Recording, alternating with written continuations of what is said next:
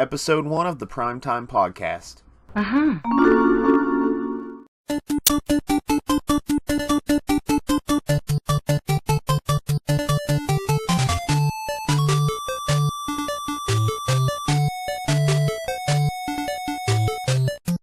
Welcome everybody to the Primetime Podcast. This podcast has been revamped, and I'll have a much better quality this time around than I did in my older podcast. Now let me start by introducing myself. My name is Justin. I run Primetime 21st Gaming right here on YouTube, and here you can find gameplay and reviews, and now of course, the Primetime Podcast. And this is going to be different for a lot of my new subscribers because back when I did the original podcast, a lot of you weren't following yet. On the older podcast, I had a co-host, and he'll also be returning for future podcasts for topics he may know more about than others. But this podcast is strictly covering gaming, and I'm kicking episode 1 off with Tomb Raider.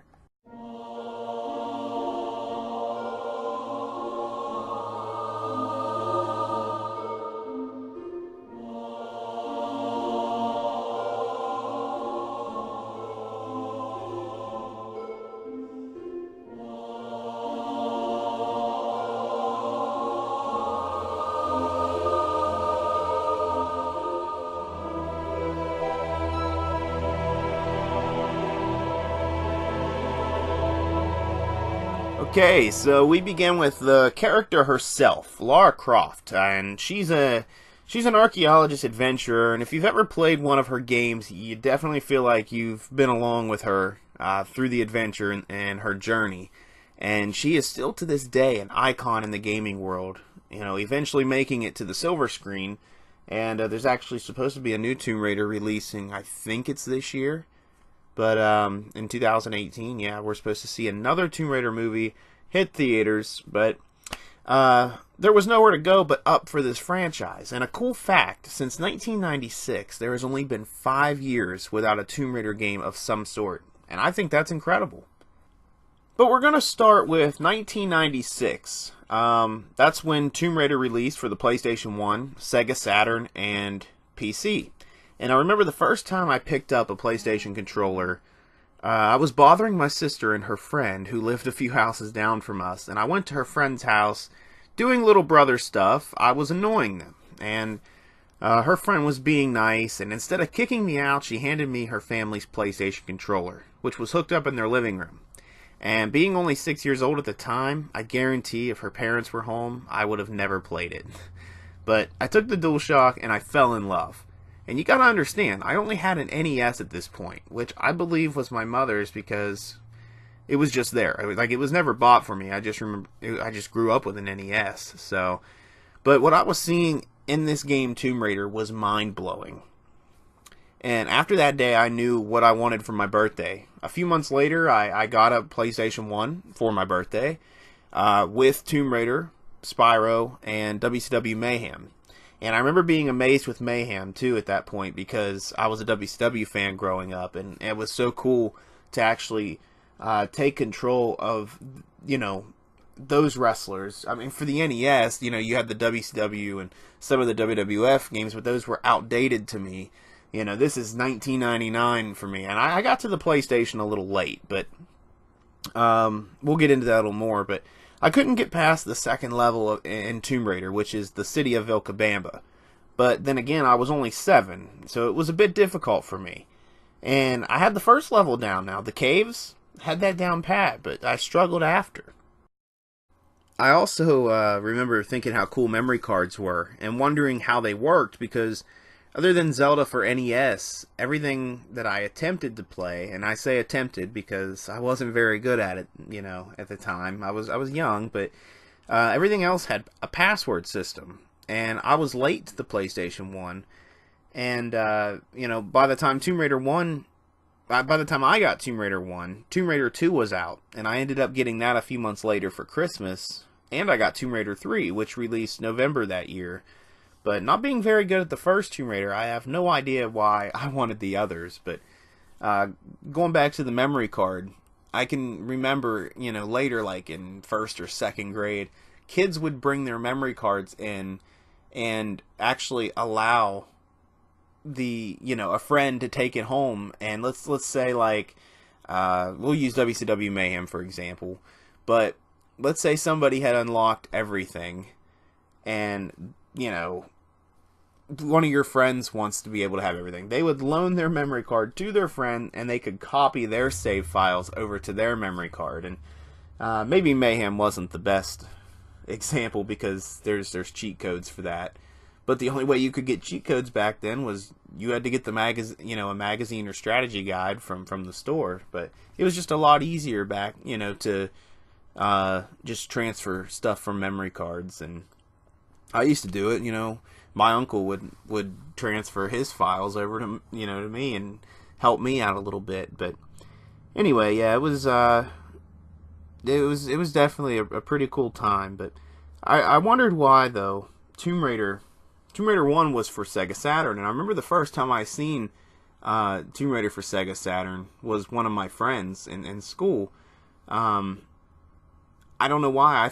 I just thought it was for PlayStation 1. And he didn't have a PlayStation 1. He had a Sega Saturn. He told me, well, I've got that game for Sega Saturn. And I swore he was lying to me. And until one day, he brought his game in and showed me. It was for Sega Saturn. It was in the big, those big Sega Saturn cases.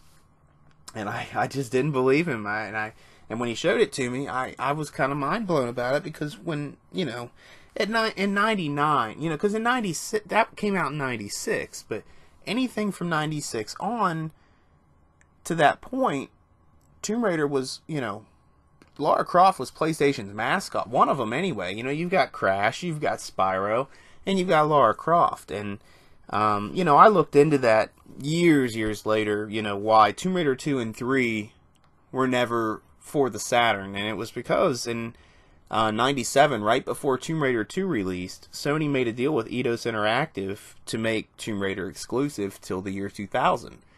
And I honestly think Sony should have they should have definitely extended it, man. Tried, because I just think Lara Croft goes with PlayStation. That's just me, but I hope I'm saying Eidos right. If I'm not, I apologize. But yeah, I just think it's wrong not seeing Tomb Raider for PlayStation. I know, I think Tomb Raider Legend came out for the GameCube and the original Xbox, I think. And no, I think it was on the 360 as well. But a lot of those later games like Tomb Raider Underworld, Xbox 360. I don't know. It's just one of those. It should just be PlayStation. That's just the way I see it.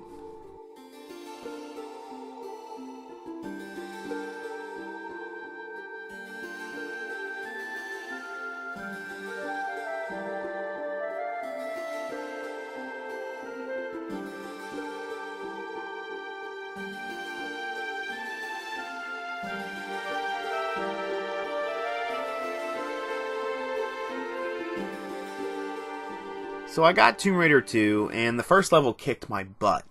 I mean, that level throws everything at you. It's basically showing you, look, this is what we're capable of. We're getting you set. This game is awesome. So get prepared. I mean, you've got tigers, there's spiders, there's traps, there's even T-Rexes, and I didn't know that until my uncle showed me, and we'll get into that here. My uncle had come down to visit. He heard I got a PlayStation 1, and I had told him on the phone that I love, I really like the Tomb Raider games. I want to get better at them. And he come down, and he brought his Tomb Raider strategy guide, and it had Tomb Raider 1 and Tomb Raider 2 in it. It was like one of those, flip-flop books. On one side it's Tomb Raider, the other side's Tomb Raider 2. But I still have it to this day. The spine gave out on it, so I ended up putting it in a binder, but what an awesome strategy guide. But anyway, he brought that down, and he took me through the first 3 levels of Tomb Raider 2. And he blasted right through the first level, the Great Wall, and that's when he showed me the secret, with the 2 T-Rexes down in the bottom of that pit, if you know what I'm talking about. And I would have just never known that. I mean, that level, there's the one part where you have to run, there's like 1,000 things going on at once. You have to run around this corner, there's I think it's two boulders. Two boulders are chasing you. Once you get around the boulders, you have to jump over spikes. You fall down in the pit. You got these wall spikes coming at you, and that killed me every single time. And but he come down, he blasted right through it, showed me the best way to do it, and he then went on to the next level, and I thought it was amazing. Venice. He helped me with tips, and he even let me borrow his book, and I eventually got better. And I'd play some Tomb Raider 2 and then go back to Tomb Raider 1, but heck, he never warned me about the Lost Valley, I didn't expect that T-Rex in the Lost Valley, but man, those games full of jump scares. Tomb Raider, that's the thing about Tomb Raider. It's an action adventure game, but it's not afraid to make your heart skip a couple beats.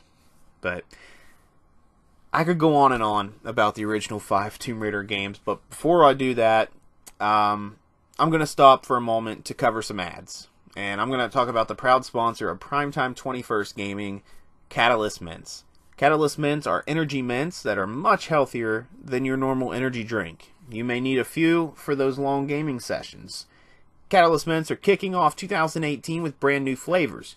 Watermelon Hail, Blue Raspberry Typhoon Powders. You can also get awesome shakers, so check them out in the link in the description below.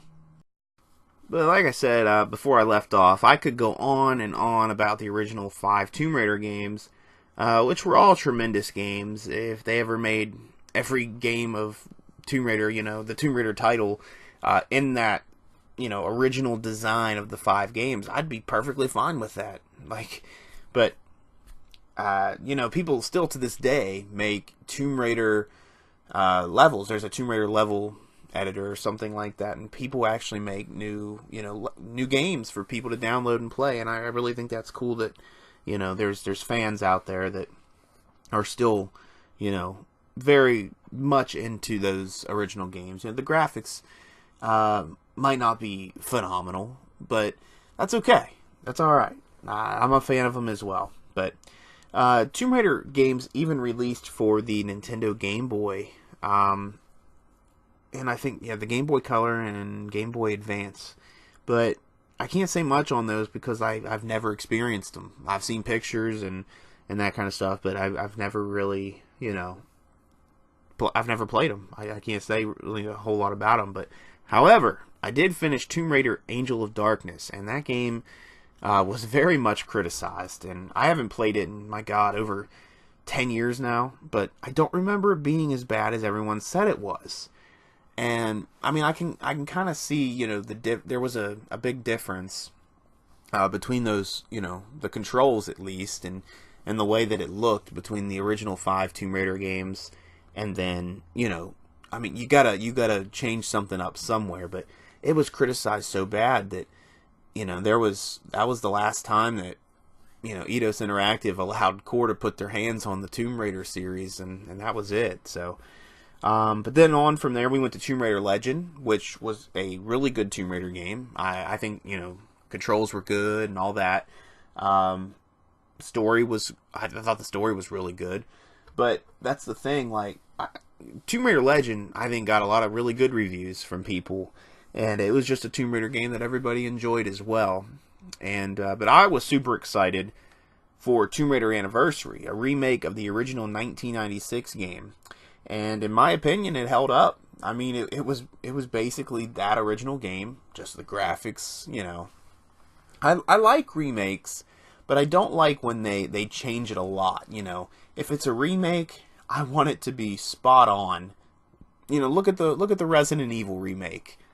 Yeah, they changed a few things, but man, was it for the better.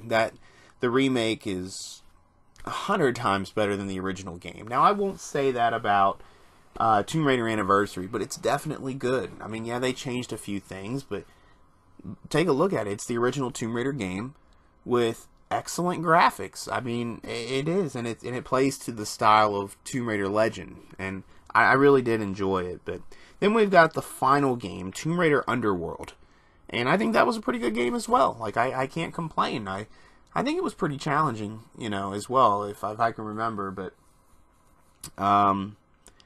then we head into the reboots. No remakes. This is the reboot. And I remember first hearing about it and not knowing what to think, because it's like, you gotta be careful. This is a video game icon. You don't want to screw this up. And I'm not going to bash the reboot, because I was such a fan that I went to the midnight release for it. But it's a good game. Both of the newer, games are really good. I don't have a problem with that. Everything's good there. But my only problem is I feel like they've watered down Lara. She was this bad chick. Nothing could stop her. And I understand they want you to realize she's human. I get that. But that's what made her special. She wasn't like any ordinary girl. Like, nothing could stop her.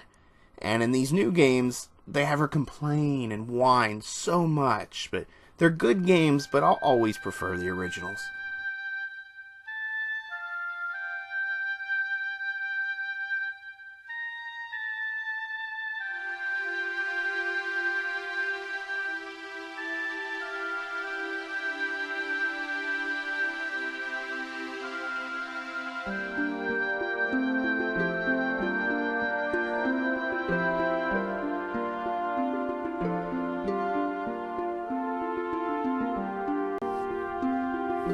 If I were to look back, I would have to say that my favorite Tomb Raider is probably the first one, just because it holds such a special place in my heart.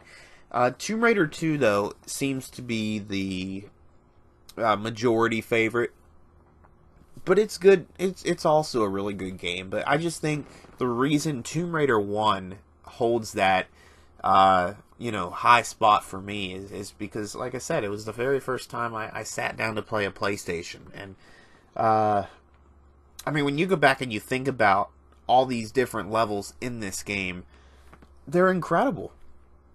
The caves is a piece of cake. Then you go to the city of Vilcabamba, which, looking back, it's not that much. It's not a very difficult level, but to me it was, as a child, and also a way different style of game than I was used to. But then when you got to the Lost Valley, like, holy cow, man, this game is, there's freaking velociraptors, okay? Like, it was just an awesome game. And then, like, the Sanctuary of the Scion, and man, that level felt huge. Like, with the, it was like a cavern with the big Sphinx head, and then around it, it was just darkness. Like, you could not see what was in front of you until you walked upon it and approached it. And it felt scary.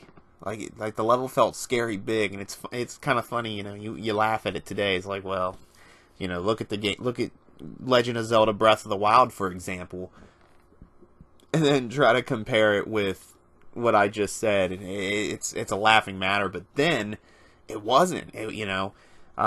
I think, in the Sanctuary of the Scion, when you put the two Ankhs in and you open that door at the bottom of the Sphinx head,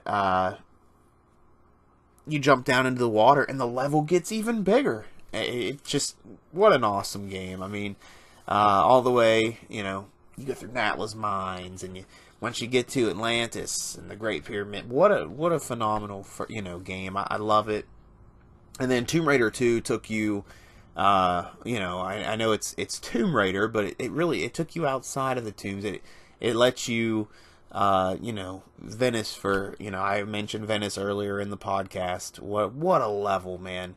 That was just, man, what an incredible level. It's definitely, if I were to make a top 5 Tomb Raider levels, that's up there. That's definitely up there. But I didn't talk a whole lot about Tomb Raider 3, 4, or 5. 3 was a good game, but I definitely would not place it as one of my favorites. Let me think. 4 I didn't have a lot of experience with. Now, Tomb Raider Chronicles, which was the 5th installment in the series,